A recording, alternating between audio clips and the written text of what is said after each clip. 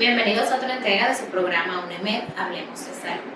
Como cada semana tenemos para ustedes temas controversiales. En esta ocasión vamos a tener un tema que está en auge en la palestra en el mundo de la ginecología-obstetricia. Yo soy la doctora Adriana Félix, médico ginecobstetra.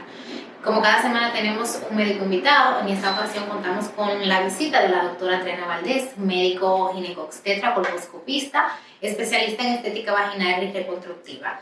Bienvenida, doctora, ¿cómo le va? Gracias por la invitación y de verdad que es un tema muy interesante y para que todas esas pacientitas que nos ven nuestra transmisión le ayuden a aumentar un poco ese interés en participar y hacerse estos procedimientos que le ayudan más bien a aumentar lo que es su autoestima y su calidad de vida.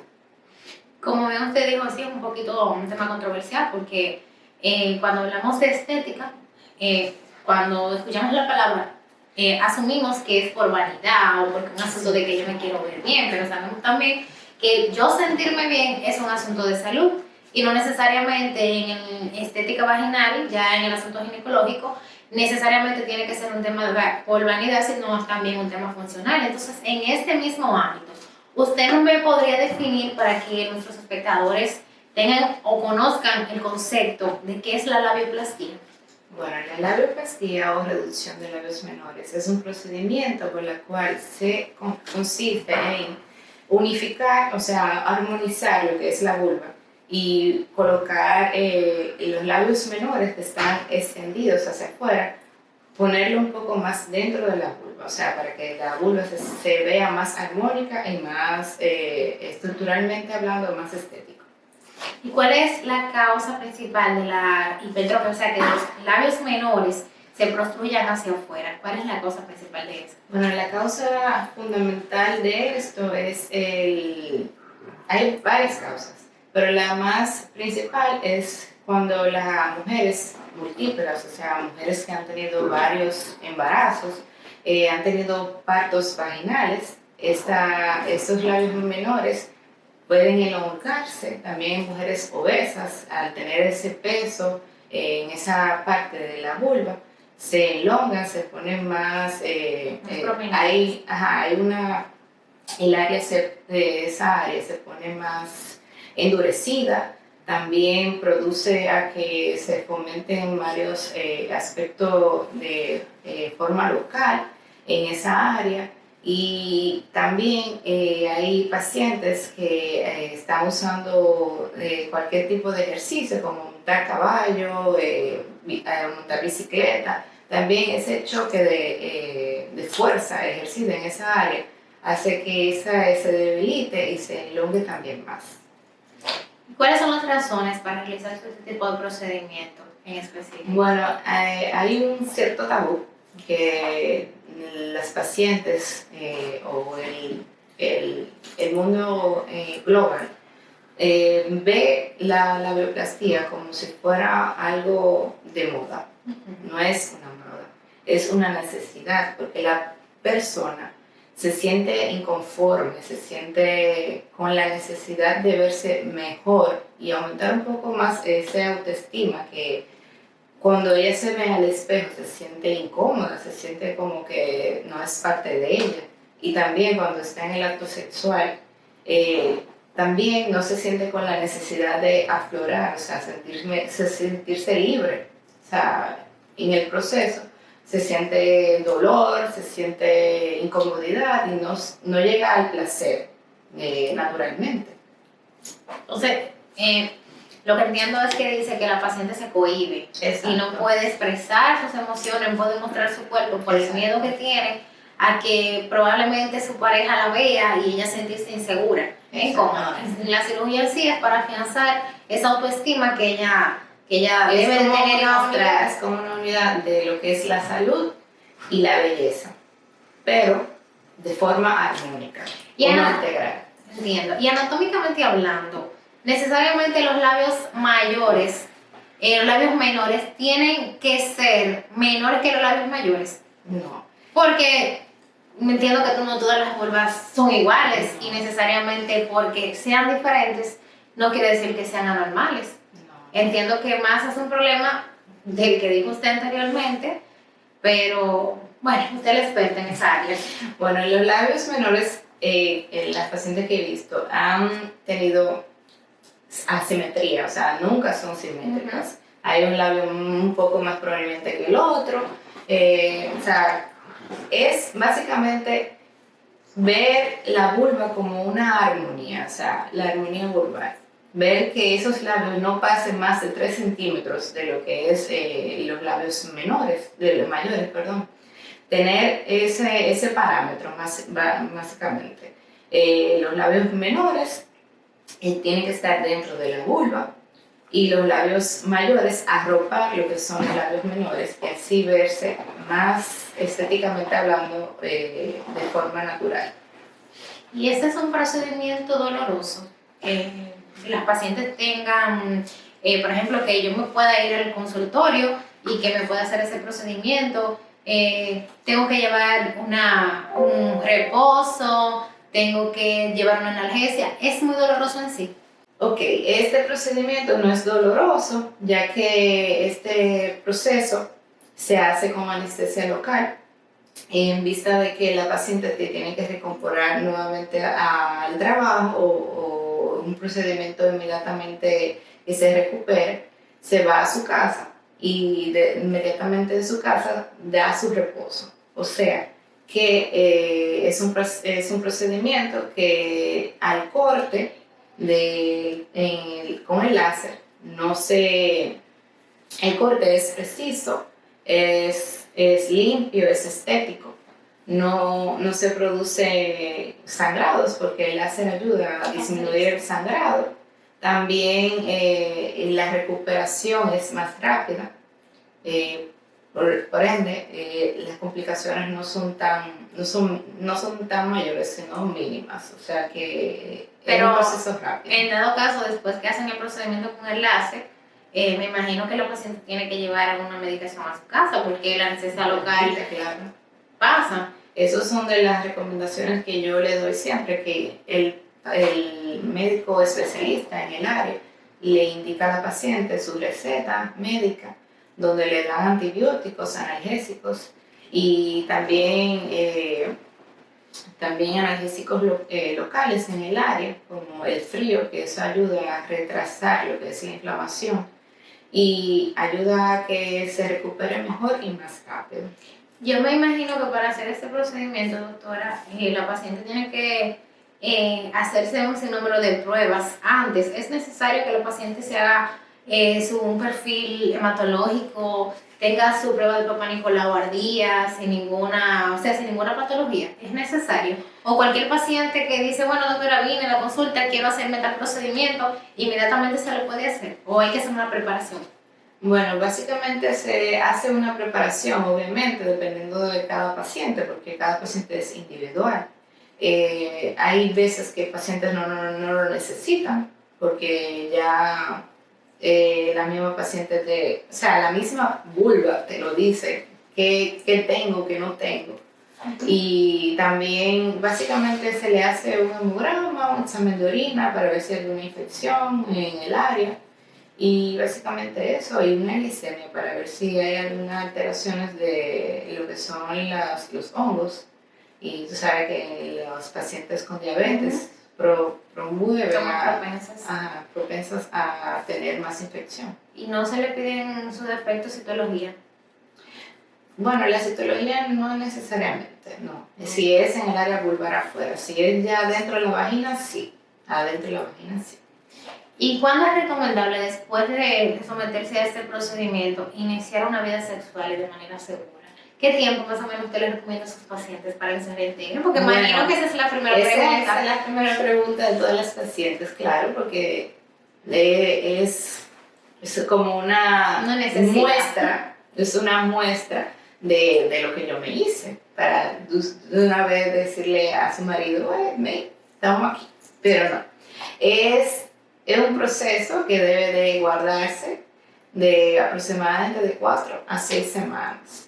¿Por qué? Porque si estamos haciendo algún esfuerzo en el acto sexual, lo que produce a que se licencias en la herida un hematoma, una infección, entonces tenemos que guardar reposo para evitar esas complicaciones. O sea, me imagino que por la misma fricción que se produce, Exacto. pueden ocurrir todo. Me imagino que, bueno, y en cuanto a la misma pregunta, ¿qué mejorías se pueden evidenciar o usted ha tenido pacientes que después del procedimiento le han dicho, mira doctora, me siento plena, la sensación ha aumentado? ¿Qué mejoría podemos ver después del procedimiento que la paciente requirió? Bueno, el objetivo es eso, mejorar ese aspecto de esa comunicación entre pareja y la paciente que se realiza ese procedimiento. Esto aumenta lo que es la calidad de vida en el acto sexual. Ese es el objetivo principal, mejorar ese momento de placer. Y el tiempo quirúrgico de este procedimiento, me imagino que es un procedimiento que se hace de manera ambulatoria. No sé si se puede hacer en un quirófano, se puede hacer en el mismo consultorio. Me imagino que el tiempo quirúrgico es poquito, ya que la paciente se va para su casa. Sí, es un proceso ambulatorio, aproximadamente dura de 45 a 1 hora, básicamente, dependiendo del grosor y el largo de los labios, pero es básicamente 1 hora aproximadamente. Pero tiene que hacerse bajo en un consultorio. En un consultorio se puede hacer. ¿No ha tenido casos que ha tenido que hacerlo en el quirófano? No he tenido los casos, gracias a Dios. En cuanto a este mismo procedimiento, ¿cuáles son los cuidados que la paciente debe de tener? Aparte que entiendo que se le dice cuáles son los riesgos de iniciar una vida sexual antes del tiempo de cicatrización. ¿Cuáles son las recomendaciones que usted le da? Bueno, primero, que el proceso de inflamación dura de 48 a 72 horas. Ese proceso de inflamación es normal. Va bajando paulatinamente, aumentando los días. Pero lo primero que yo les digo a la paciente es que yo te estoy dando una receta. Esa receta tú tienes que tomar todos los medicamentos, tomar todo lo que te indica el médico tratante, porque si tú no lo haces, van a haber más complicaciones. Eso es lo primero que digo. Todo lo que te estoy describiendo aquí, tienes que comprarlo, tienes que usarlo. Lo segundo es aplazar lo que son las relaciones sexuales. Si tú no haces eso, vamos a tener más complicaciones, como ya dije, discencia de la herida, hematomas, un granuloma que puede también aparecer. También hay pacientes que rechazan lo que son los hilos. También hay que ver en ese proceso. Es muy tedioso, pero hay pacientes que lo hacen. También se debe de hacer reposo pélvico por lo menos 1 mes, más o menos, porque esas actividades bruscas de levantar cosas, no. O sea, no puede hacer ejercicio. No puede hacer ejercicio, por lo menos menos bailar. 1 mes. Lo máximo que yo le doy son 3 meses, pero 1 mes de reposo, por lo menos absoluto, debe de darle. Y esas pacientes, doctora, por ejemplo, ahora en Navidad, que son viajeras y que vienen a hacerse algún procedimiento estético, ¿usted les recomienda que tienen que guardar un sinnúmero de días para poder iniciar su viaje o retornar a sus hogares? ¿O usted no les recomienda que inmediatamente se haga el procedimiento, retornen, sino que tienen que esperar, pueden incurrir en alguna complicación, riesgo, alguna dehiscencia? ¿Qué más o menos usted le orienta? Bueno, al igual que las pacientes que van al trabajo, eso es lo mismo. Esas pacientes que vienen de otros países a hacerse procedimientos estéticos, yo les recomiendo 1 semana, por lo menos 7 a 10 días, para que ese proceso de inflamación y ese proceso de cicatrización comience. Pero teniendo unas medidas, que tener como una colocación de frío local por más tiempo, para que así la inflamación no sea tan agresiva y así pueda irse de viaje y paulatinamente me van tirando foticos cómo va viendo los cambios y así yo le doy más aclaraciones. Y en el procedimiento, ¿en algún momento se ha presentado algún caso de una paciente que le haya referido alguna pérdida de sensibilidad? Bueno, la sensibilidad no se pierde en este proceso. ¿Por qué? Porque primero el médico tratante debe ser especialista en el área. Si no lo es, ya van a tener complicaciones. Pero la sensibilidad no se pierde. Solamente el corte en que se hace el procedimiento, ahí no hay nervios en esa área. Lo que hay son unas pequeñas arterias que irrigan esa área, lo que se corta y los nervios están en un plano más profundo. Y básicamente hay unas líneas que son las líneas de Hart, que son las líneas que uno más o menos identifica para no perder la armonía y la anatomía genital. O sea, para hacer una armonización más adecuada, son de marco de referencia. Marco de referencia. Y en ese mismo ámbito, ¿ha tenido alguna paciente que le haya presentado alguna cicatriz con el corte o, como usted bien dijo ahorita, se hace con un tipo de corte para que no se presenten estos inconvenientes? Me imagino que no queda ningún tipo de cicatriz. No, y no hay, ni se ve ni siquiera que se haya realizado un tipo de cirugía de este calibre. Lo que pasa es que en los labios menores están recubiertos por mucosa. La mucosa lo que hace que al tener un corte más bien con láser, hay una recuperación más rápida de lo que es el tejido. Entonces, la mucosa lo que arropa todo ese tejido de cicatrización, y cuando tú ves la paciente, tú no ves ningún rastro de algo que tú hayas hecho. En cuanto al corte, ¿por qué es preferible hacerlo con láser o CO2 que con un corte convencional? ¿Cuáles son las ventajas que podemos ver con esto? Bueno, el láser CO2 es un láser que es de agua. Esta conducción de agua ayuda a que el corte sea más preciso, más estético, más lindo, y también disminuye lo que son los sangrados y también disminuye lo que son las infecciones, porque a medida que va cortando va cicatrizando. O sea, es en dos tiempos. Y no daña el tejido como otros equipos. ¿Y el seguimiento de estas pacientes, hasta qué tiempo se le da? El seguimiento de los pacientes es a las 72 horas, a los 3 días, después a los 7 días, una semana. Después de la semana se le hace seguimiento a los 21 días, después de los 21 días a los 3 meses y después 1 año o 2 años.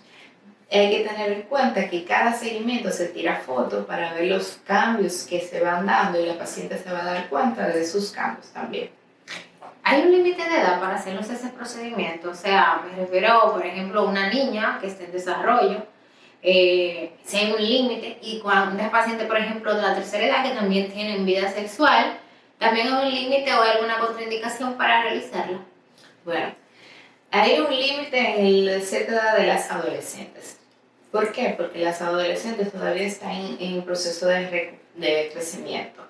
Y si tú haces una incisión o un procedimiento a esa edad, lo que va a pasar es que ese crecimiento paulatino de ese labio va a crecer, va a seguir creciendo. Entonces lo que tú hiciste no va a valer para nada.